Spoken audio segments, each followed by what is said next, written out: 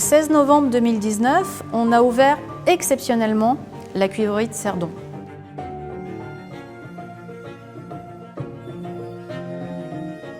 L'objectif était de permettre aux gens du village et aux gens des alentours de redécouvrir les ateliers tels qu'ils étaient à la fermeture en 2010.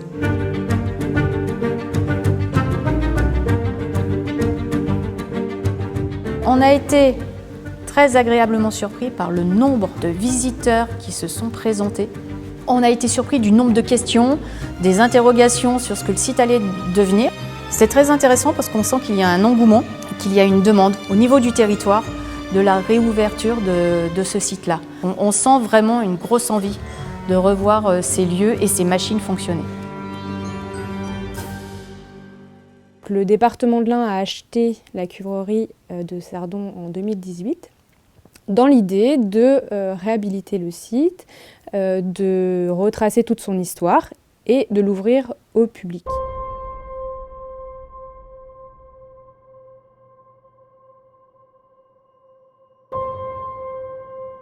Cet ensemble industriel, c'est un ensemble remarquable qui comprend des bâtiments d'usine sur la commune de Cerdon, dans le département de l'Ain, et qui a vu sur ce site une grande dynastie familiale, la famille Main, qui a mis en place l'usine et qui l'a fait tourner pendant plus de 150 ans pour produire des objets en cuivre et alliage, objets qui ont été exportés dans le monde entier. Cette épopée industrielle, elle balaye en fait depuis la fin du 19e siècle jusqu'au milieu du 20e siècle les techniques, les savoir-faire des processus industriels liés au cuivre et à sa transformation. Tout ça était resté sur ce site lorsque il a été vendu au département de l'Ain par Maurice Goa, le dernier propriétaire de la cuivrerie. On ramène sur l'actualité une usine qui a 165 ans. Et c'est un souvenir exceptionnel parce qu'il n'y en a plus beaucoup dans le monde. Il y a eu un travail de longue haleine, entre 2018 et donc 2023, pour réhabiliter les bâtiments, restaurer tous les objets, toutes les machines, faire en sorte que tout ça fonctionne et surtout retrouver toute l'histoire de l'usine, de ses ouvriers.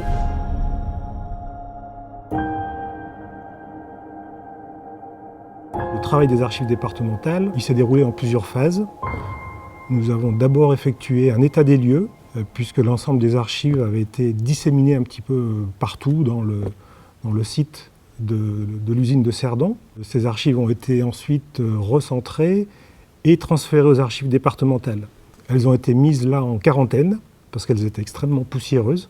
Donc il a fallu dans un premier temps les dépoussiérer, les nettoyer, afin de se débarrasser de la poussière et surtout des spores de champignons qui auraient pu contaminer l'ensemble des bâtiments de conservation. L'archiviste a trié, classé, inventorié tous ces documents qui représentaient à peu près 3 mètres cubes de documents, y compris 250 plans environ. L'ensemble des documents ont été décrits dans un instrument de recherche, un inventaire, qui existe sous forme papier ici en salle de lecture, mais aussi sous forme électronique sur notre site internet. Alors il y a évidemment des catalogues de l'entreprise. C'est intéressant parce qu'on a tous les tarifs de tous les produits. Alors on se rend compte de la richesse et de la diversité de la gamme qui sortait de la cuivrerie. Les bols, les couvre-verres, les mains à bière, les plats à escargot, etc. Ceux-là sont un peu plus intéressants parce qu'ils sont illustrés. Voilà. Beaucoup plus esthétiques.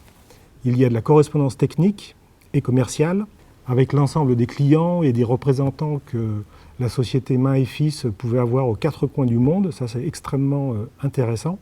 On a aussi des quantités de registres comptables. On a également des documents sur le matériel, l'entretien du matériel. Il existe aussi des archives familiales qui sont extrêmement intéressantes. Et on a eu la chance de collecter celles de plusieurs membres de la famille, mais elles toucheront plutôt qu'à l'activité de la société, elles toucheront plutôt à la vie des différents membres de la famille Main.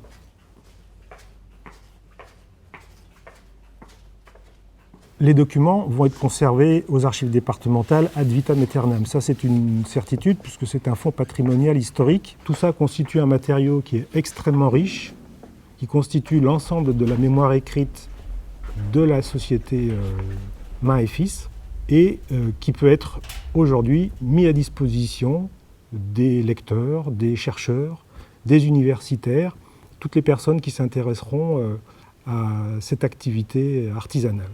C'est moi qui ai eu la chance de classer, de collecter, de classer et de valoriser ces documents. J'étais loin de me douter de la richesse et de l'intérêt de ces documents.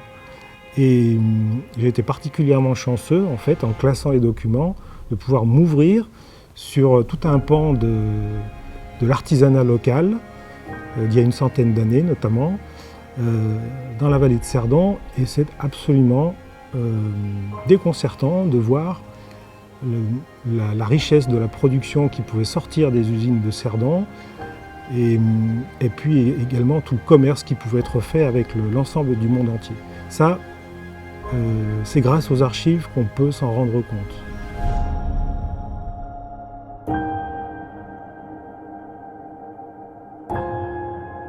L'idée du département, c'est de valoriser le site et les savoir-faire. Donc c'est ambitieux vu les contraintes que ce site présente. On est dans une ancienne usine qui n'est pas du tout conçue à la base pour être un musée.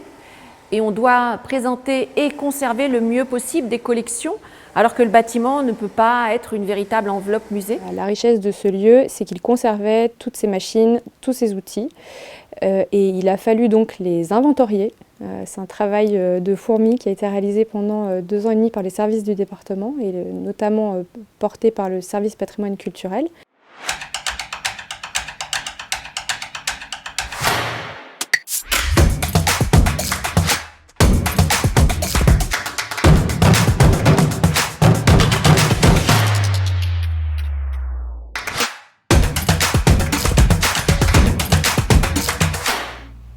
On va retrouver différents petits boutons de chapeaux de théière, différents becs. On a retrouvé des petits coqs, des petites têtes de lion.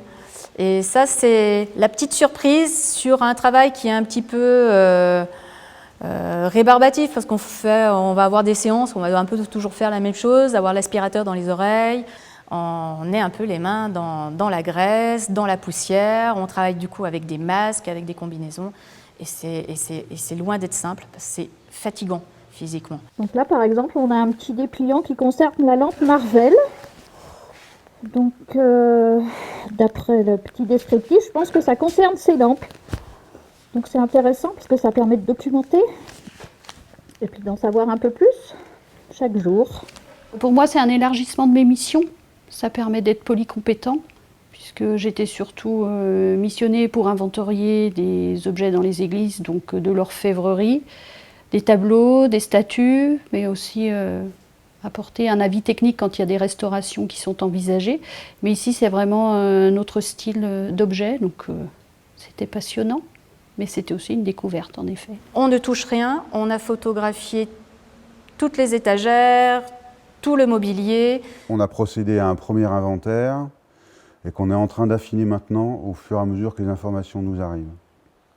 Là, par exemple, on a des maillets qui servaient probablement à aplanir le fond des chaudrons, des grosses marmites.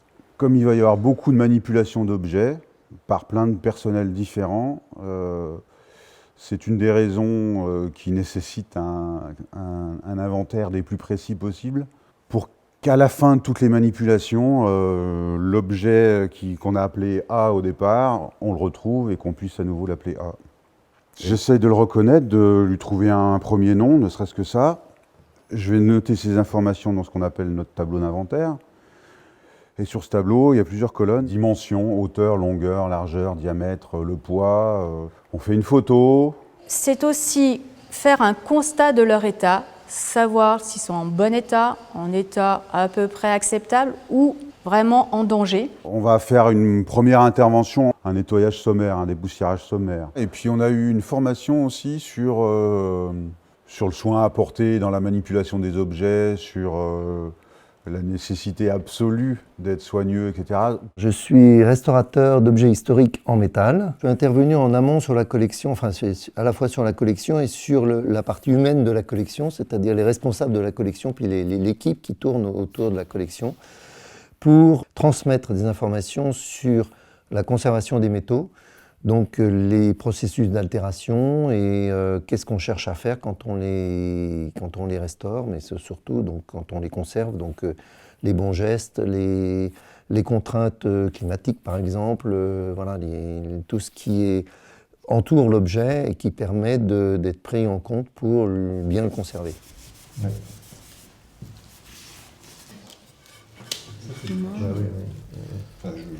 Alors, on pourrait éventuellement, mais ça fait une opération. Le truc de sablage qu'on vous a dit avec des trucs. Non, c'est souffler un peu d'air ou un truc comme ça, mais il faudra encore.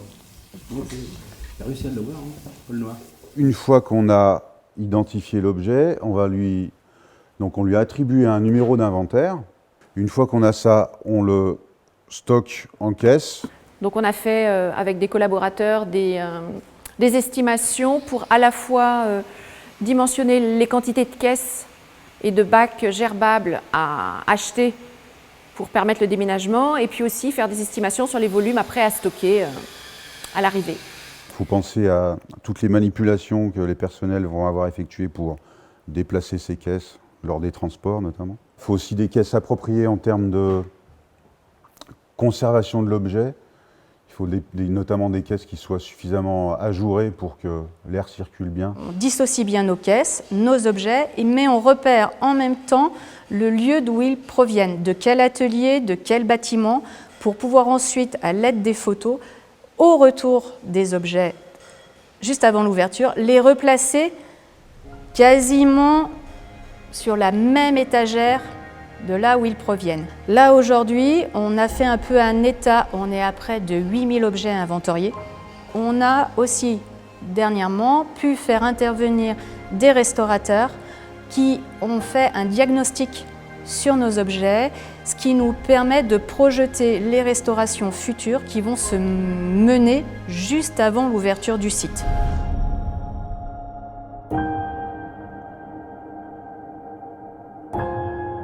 La première mission, c'est d'abord d'assurer la pérennité des objets, la conservation. C'est d'abord de stabiliser l'état de l'objet par rapport à ses dégradations. Donc souvent sur le métal, c'est le problème de corrosion, entre autres. Dans un deuxième temps, on se pose des questions de restauration, c'est-à-dire de remise en valeur, dans la mesure où l'objet va être utilisé dans le cadre d'une exposition, par exemple, où il faut pouvoir le présenter dans un état où on puisse lire sa fonction, dans le cadre d'une machine par exemple, mais dans le cadre d'objets d'art, lire les décors par exemple. Donc un objet complètement terni ou ce type d'objets qui sont en métal argenté, quand ils sont complètement noirs, on ne lit plus tellement que c'est un métal précieux, ou en tous les cas que l'intention est de faire du précieux. Ce qui est d'abord remarquable, c'est la multiplicité le travail sur une collection de séries, et également des typologies de matériaux un peu différents. On a tout ce qui est métal argenté ou my short fait pour être argenté ou pas. On a aussi tout ce qui est objet en cuivre. Sur ce chantier, ce que j'ai fait, c'est que j'ai tout sorti et j'ai trié les objets par type de matériaux. Et puis, une fois que la documentation est faite, les photos, alors je ne prends pas, là dans le cas de figure, je ne prends pas des photos de chaque objet, je prends plutôt des photos de typologie ou de type d'altération. L'objectif, c'est d'homogénéiser la collection.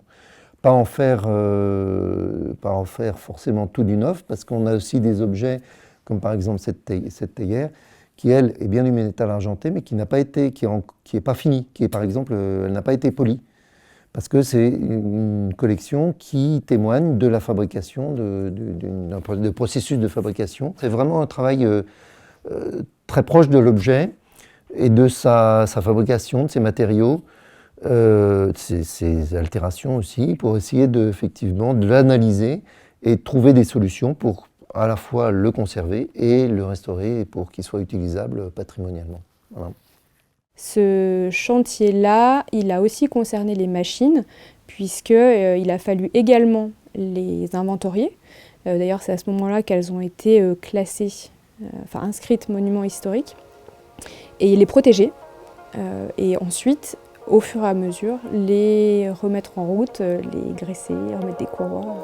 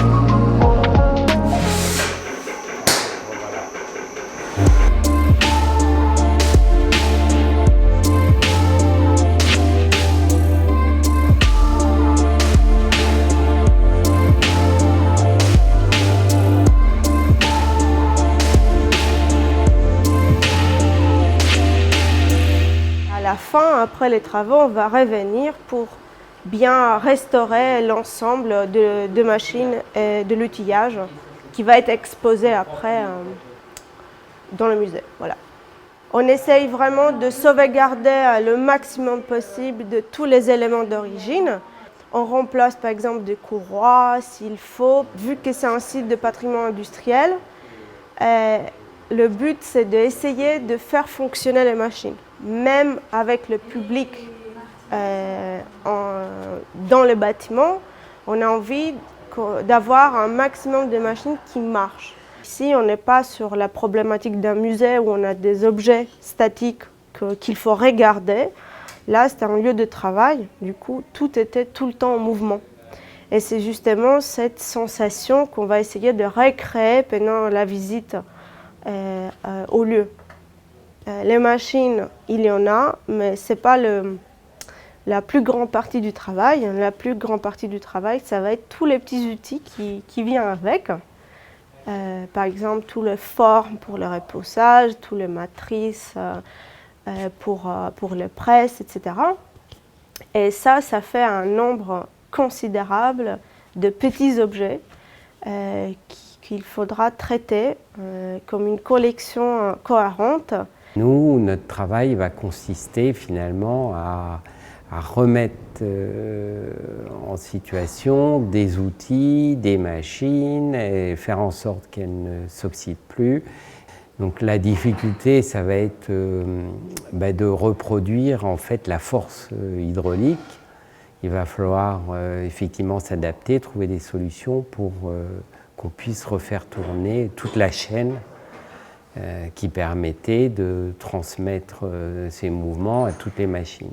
Donc la presse américaine est une machine absolument extraordinaire, parce que de par sa taille, par la force qu'elle représente. Et donc cette machine fonctionne, mais a besoin de beaucoup de réglages. Notre souci, effectivement, c'est dans le travail de restauration, c'est de ne pas trahir la réalité et d'essayer de se rapprocher le plus possible de ce qu'était l'entreprise. Ce que souhaitent les gens, c'est de voir fonctionner et d'arriver à comprendre comment on faisait ces choses-là.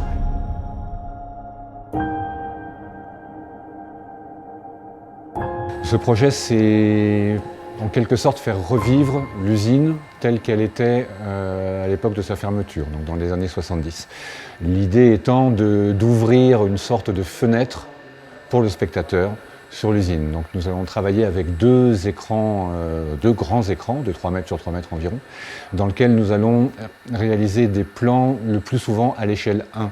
Ce qui veut dire que le spectateur aura devant lui des personnages qui ont sa proportion, sa stature, comme s'il regardait à travers une fenêtre. Le deuxième point est de faire revivre ces machines qui n'ont pas tourné maintenant depuis plus de 50 ans à peu près, pour montrer au public comment fonctionnait une usine à cette époque-là. Les vieilles machines sont capricieuses et autant elles pouvaient fonctionner la veille de notre arrivée, autant le jour de notre arrivée, évidemment des problèmes surviennent, donc des délais qui se créent. Mais jusqu'à maintenant tout s'est bien passé et je pense qu'on a rempli notre part du contrat. Le but de ma présence, c'est de remettre en activité, en fin de compte, les tours de repoussage et de confectionner une ou deux pièces pour pouvoir être filmées voilà, donc remettre en pratique, quoi. Hein, voir tous les outils qu'il y a, mais ils sont bien équipés, quoi. C'est du matériel ancien, mais c'est très bien équipé. Les difficultés, c'est déjà de commencer à connaître la machine, parce qu'en fin de compte, c'est des tours anciens qui fonctionnent bien, mais bon, il y a des rapidités de tournage que je ne connaissais pas trop, les épaisseurs de cuivre, et puis les formes à réaliser, quoi. Donc c'est un petit apprentissage à refaire quand même, quoi. On part d'un pot à lait qu'on doit réaliser, et pour ça, il faut qu'il soit fait en 2 étapes. Une ébauche, que je suis en train de réaliser ici, et puis la finition qui se fera sur un moule à morceler, à segments, sur le tour qui est à côté ici. Voilà. Donc entre chaque étape, eh bien, quand on a évolué un petit peu avec le brunissoir et avec la cuillère, il faut pratiquer les recuits, hein, de façon à ce que le métal qui est écroué par le formage se remette en point de vue structure moléculaire comme il faut, quoi, qu'il soit encore malléable. Donc c'est une tradition du métier qui était déjà un petit peu industrialisée quand même, hein. Parce que sinon le chaudronnier, lui, c'est surtout au marteau, quoi, hein. Donc il emboutit au maillet, il rétreint, et il forme au marteau, quoi, hein. Ça c'est la tradition pure du chaudronnier. Tandis qu'ici on passe déjà par des étapes qui simplifient une grande partie du travail de rétreindre. Quand il faut faire ça rien qu'au marteau, c'est tout un travail, quoi, hein, de plusieurs heures. Le métier du chaudronnier, c'est tout ce qui est travail de la tôle, dans un premier temps, et travail des profilés. Donc le métier de chaudronnier est très vaste, on travaille dans beaucoup de secteurs, le naval, l'agroalimentaire, le pharmaceutique, le chimique, la manutention, l'aviation, l'environnement aussi. Donc c'est vraiment tout ce qui est travail de la tôle, principalement les éoliennes, voilà, des choses comme ça, les trains, les avions, les cuves pour le chocolat, etc., etc., etc. Et après tout type de métaux, donc l'acier, l'aluminium, le cuivre, l'alu, le laiton, des alliages du cupronickel, etc. Alors moi mon rôle, ça va être le sucrier, donc ça va être montrer en fait les différentes étapes. Donc je vais travailler sur des tas avec mes marteaux, et en fait là je fais une base pour être exposé, et en gros je vais refaire toutes les différentes étapes lors du tournage, pour que les gens comprennent via le biais du film, en accéléré, comment le cuivre se forme et se monte, et puis pour avoir une obtention de ça. Nous, ça nous tient à cœur, parce que chez les compagnons, on fait beaucoup de cuivre avec les jeunes, on fait de la retransmission, on fait du savoir, donc c'est de la transmission et de la retransmission. C'est des valeurs qui nous sont chères, d'apprendre aussi aux autres personnes aussi une ouverture par rapport à notre métier, qui est très vaste. C'est intéressant, ça nous fait connaître, et puis je trouve ça... C'est une superbe expérience. La partie du cuivre, c'est vraiment quelque chose, le travail, la matière qui se déforme, qui se déplace d'une certaine manière par rapport à un certain type d'outils, c'est vraiment, vraiment intéressant. Et c'est vraiment chouette. On a vraiment un chouette métier. Moi, je suis chaudronnier de métier. J'ai fait mon tour de France chez les compagnons pendant 8 années. Et puis je suis passionné de cuivre, tout simplement, et du travail de la dinanderie.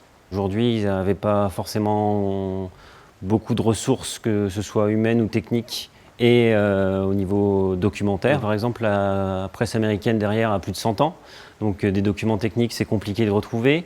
Les ajustages, le fonctionnement, tout ça, c'est quand même des choses qui sont complexes et qui demandent du temps pour pouvoir les intégrer et se familiariser avec ce genre de machine, tout simplement. Et le savoir-faire, aujourd'hui, n'existe quasiment plus. La matière, il y a une relation qui se crée entre l'homme et la matière, de la comprendre. Il y a un échange avec la matière pour savoir où est-ce qu'on doit la travailler, comment on doit la travailler. Il faut anticiper les étapes pour justement pouvoir mieux réaliser ensuite les objets. Donc ça va être sur le calcul de flanc capable, ça va être sur le traçage ou le dessin fait en amont. de pouvoir calculer aussi les épaisseurs, pourquoi telle épaisseur, avec quelle utilité, quel volume. Et puis là, tout particulièrement, c'est qu'il y a un côté historique sur le métier, on va dire que de pouvoir retransmettre tout ce savoir-faire et ces techniques d'antan et d'intéresser les jeunes. Après, on ne pourra peut-être pas en vivre, mais de comprendre comment ça fonctionnait et de raconter l'histoire, c'est important. Et puis en tant que dinandier et chaudronnier, tout simplement de faire perdurer ces techniques et savoir-faire. Voilà.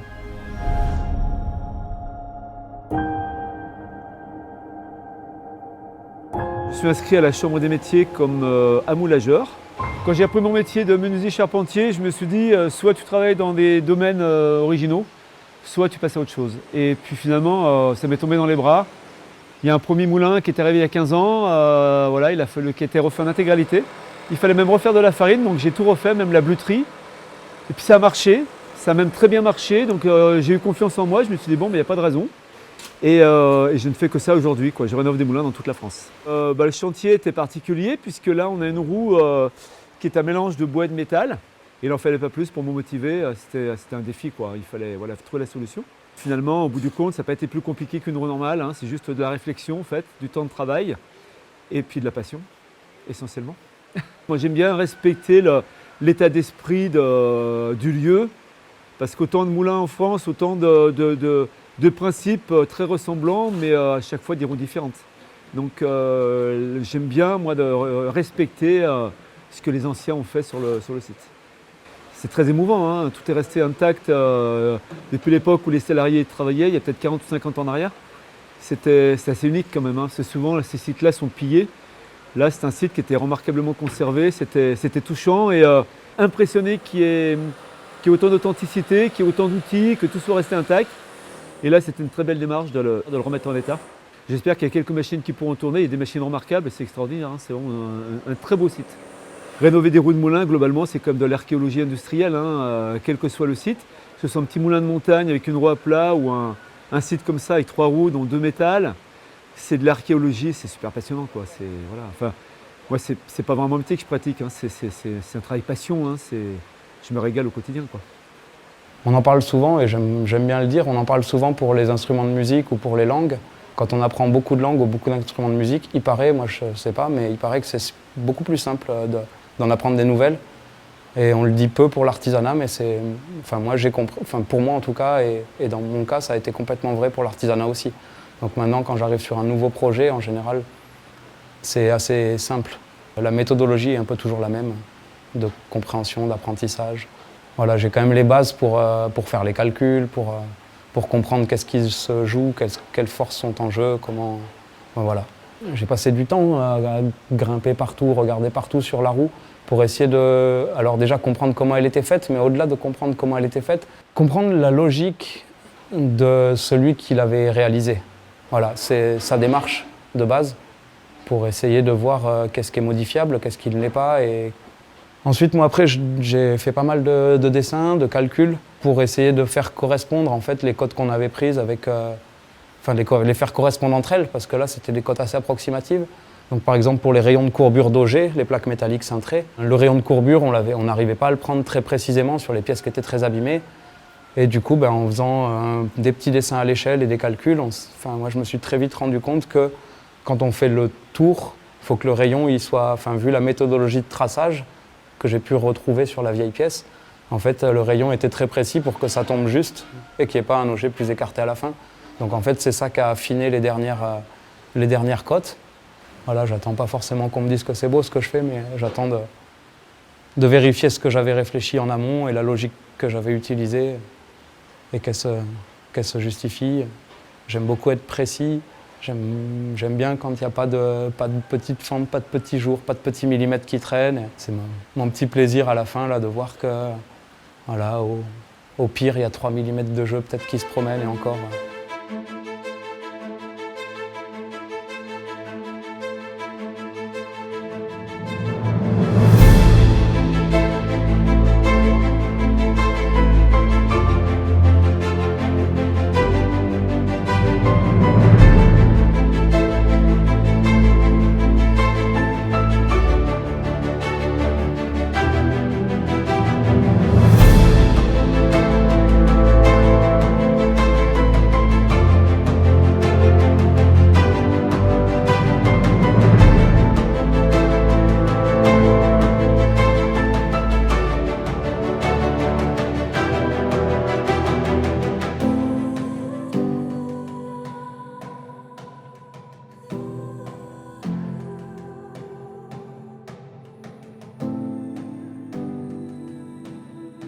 Super heureux d'avoir relevé ce défi parce que c'était pas gagné au départ, hein. Les roues là-bas étaient vraiment très abîmées.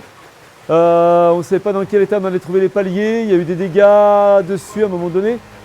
Donc les aluchions ont été changés. La mise en eau avec des aluchions neufs n'est pas évidente, hein, il faut les appairer. Donc on a fait l'appairage hier avec un gros graissage. Et là ça tourne, donc ouais, je suis très satisfait, je suis soulagé surtout.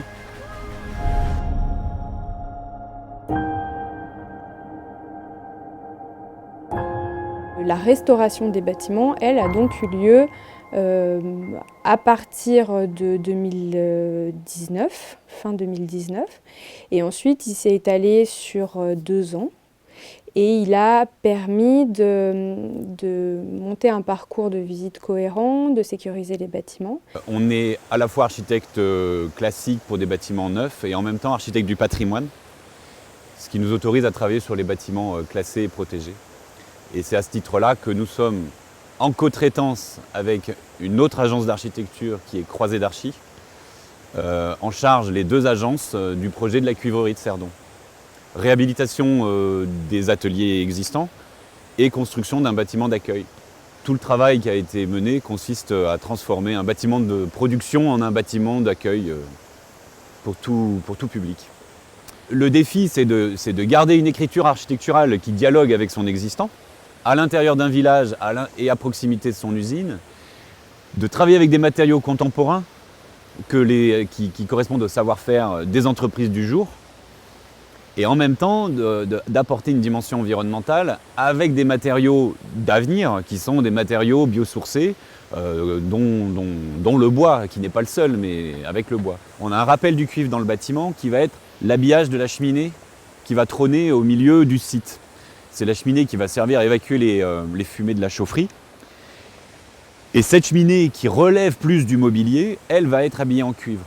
Mais ça sera le seul rappel extérieur des ouvrages qu'on construit à l'intérieur. On intervient sur le site de la cuivrerie de Cerdon, parce que c'est un ensemble qui a été classé monument historique au titre de son patrimoine industriel. Et dans ce cadre-là, du coup, on réalise des travaux de restauration des bâtiments anciens.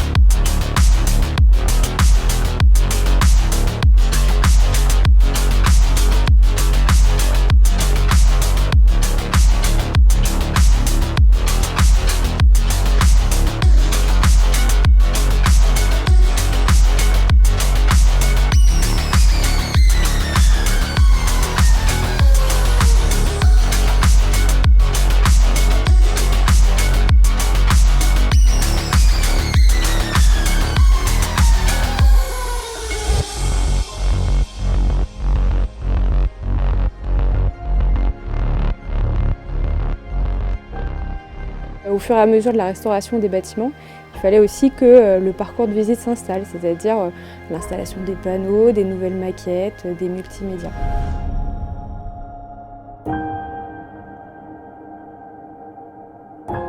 L'enjeu de la réhabilitation de la cuivrerie était vraiment de retrouver l'usine telle qu'on aurait pu la voir, telle que les gens auraient pu la visiter ou telle que les gens auraient pu la vivre, par exemple pour les anciens ouvriers, en y apportant quand même une couche de nouveauté, en tout cas au moins pour raconter son histoire.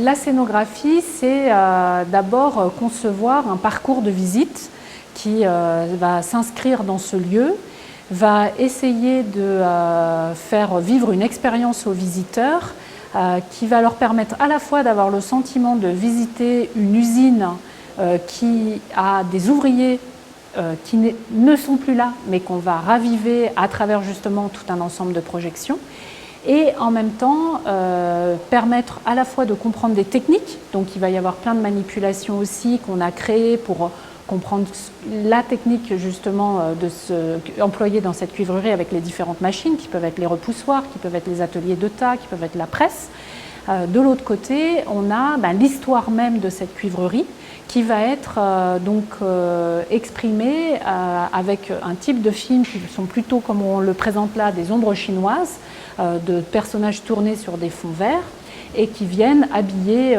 les murs aux endroits où justement les salles finalement n'avaient pas besoin ou n'avaient plus de machines ou n'avaient plus d'outils. On met en place l'ensemble des projections d'une part, d'autre part les mobiliers et en lien avec tous les objets qui viennent remettre en place dans ce lieu l'état initial d'une cuivrerie en fonctionnement.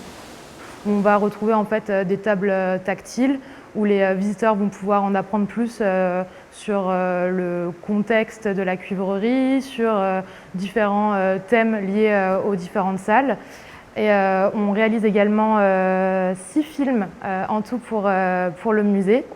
Et en parallèle, on travaille également sur le lot 25 qui lui est lié aux lunettes de réalité augmentée qu'on va retrouver dans la forge. Les lunettes vont être présentes donc dans la salle de la forge et des films seront projetés à l'intérieur. Donc en fait, le visiteur va pouvoir mettre son regard au niveau des lunettes. Les lunettes sont placées en fait par rapport à la forge à un emplacement bien précis et du coup les personnes qu'on va voir à travers les lunettes seront calées c'est ça, à un endroit bien précis dans la forge, comme s'ils étaient là finalement réellement avec nous dans la pièce. Le département de l'Ain et le musée de la cuivrerie ont demandé une grande maquette qui soit aérienne. Donc la contrainte, c'est qu'on devait utiliser une résine acrylique, même principe que le polyester, c'est-à-dire avec des mattes et des couches de résine mate et en fibre de verre. Et ensuite, des chandelles, des poteaux vont reprendre le poids. Il y a un rétroéclairage par le dessous et ça servira de projection de tout l'ensemble de la ville du Cerdon. Alors nous, on allait sur le portail d'IGN pour récupérer toute la carte en relief. On a été obligé de la retravailler pour pouvoir la lisser et avoir la meilleure définition possible. Après, on a fait forcément un travail de moule inversé, étant donné que la partie visible, c'est la partie qui était contre le moule, donc avec la meilleure finition possible, avant de faire nos premiers tirages et maintenant l'assemblage. Les nouvelles technologies, elles sont vraiment utilisées pour montrer aussi ce qui était présent à l'époque dans la cuivrerie. Typiquement, le casque de réalité virtuelle montre en fait un film qui représente ce qui s'est passé à la cuivrerie pendant la Deuxième Guerre mondiale. L'idée, c'est qu'on vient, on teste, on prend des notes de ce qui fonctionne, ce qui est ajusté, et la fois suivante, du coup, on revient avec des nouvelles versions qu'on teste à nouveau. Et l'idée, c'est ça, là, on est vraiment sur des phases d'ajustement final, finalement, avec toutes les versions qu'on a regardées au préalable. C'est vraiment la confrontation après, à la fin, au lieu, qui nous aide aussi à assembler, puisque là, on va avoir les éclairages, on voit déjà, il y a les ajustements des éclairages par rapport aux éclairages de projection, par rapport à la lumière naturelle, donc on a dû occulter et mettre des stores. Donc c'est tout cet affinement, plus la sonorité. Donc là, la prochaine étape, ça va être après de régler tous les sons entre les salles, de continuer à entendre des bruits de machines qui donnent l'impression que ça continue de tourner, et en même temps bien entendre les commentaires des films. Et puis voilà, de créer des surprises dans le parcours pour qu'on n'entende pas et qu'on ne sache pas déjà ce qui nous attend dans la salle suivante.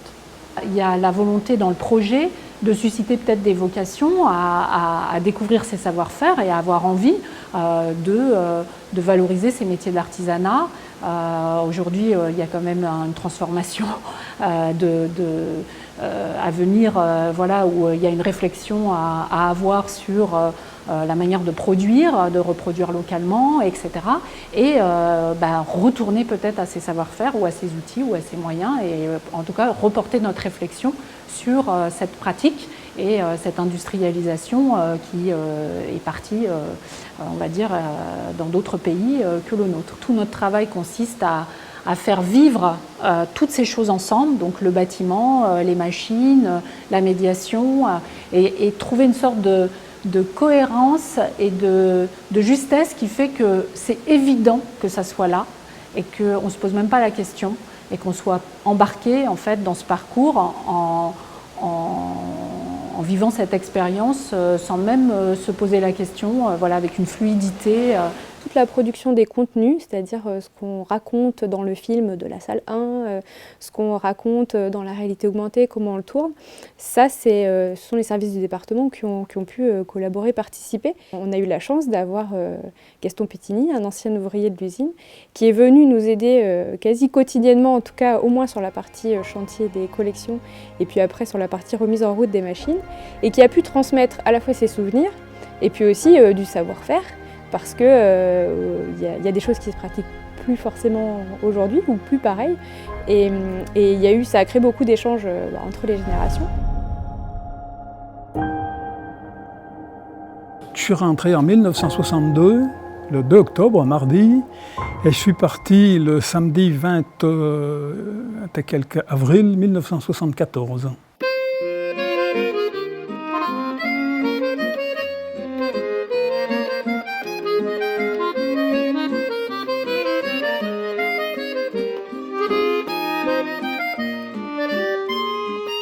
Comme j'ai fait mon apprentissage ici, que je suis resté 12 ans, les gens du département ne connaissent pas tout le système, ne connaissent pas toutes les pièces, quoi. Donc ils m'ont demandé si je pouvais venir, entre parenthèses, donner des conseils, parce que les conseils, ça fait 46 ans que je suis parti. Hein,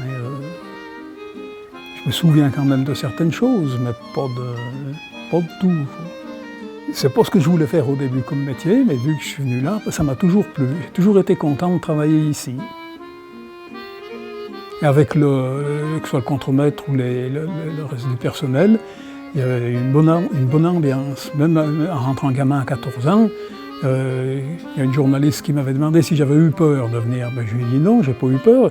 Les gens qui travaillaient, ils étaient tous de Cerdon. Moi, je suis né à Cerdon aussi. Là, il y a une fille du contremaître qui était de mon âge. Je connaissais tout le monde, quoi. J'ai jamais eu peur. Je suis rentré, on m'a mis un établi avec une pile de disques à nettoyer. J'ai nettoyé des disques tout le matin. J'ai pas visité l'usine le premier jour. C'est ce que j'ai trouvé le plus dommage. Autrement, non, j'ai rien regretté.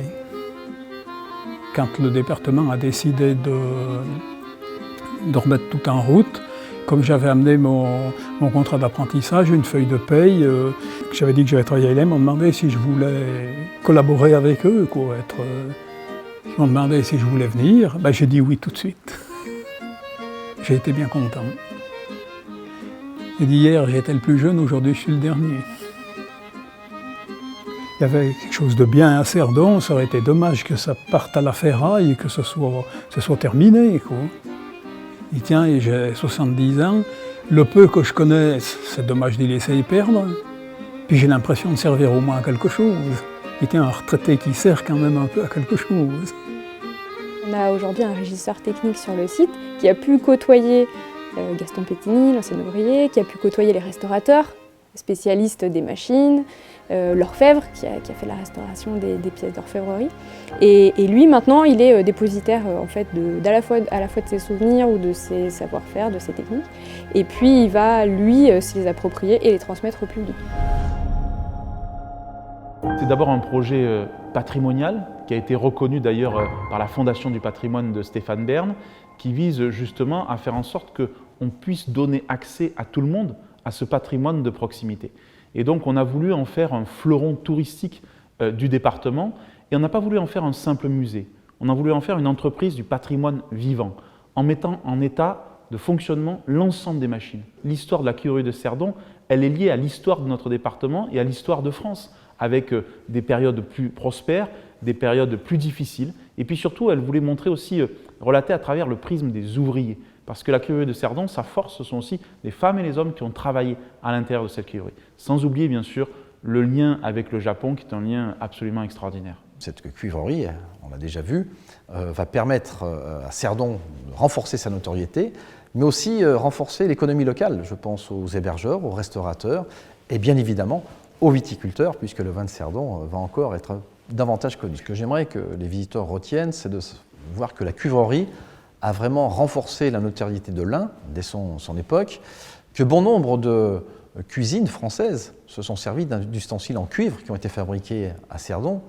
Et puis également, c'était aussi un moment précurseur pour montrer que ce qu'est aujourd'hui le département, c'est-à-dire le premier département industriel de France, et je pense que la cuivrerie de Cerdon, à son époque, a ouvert la voie et a montré que l'industrie dans l'Ain, ça comptait.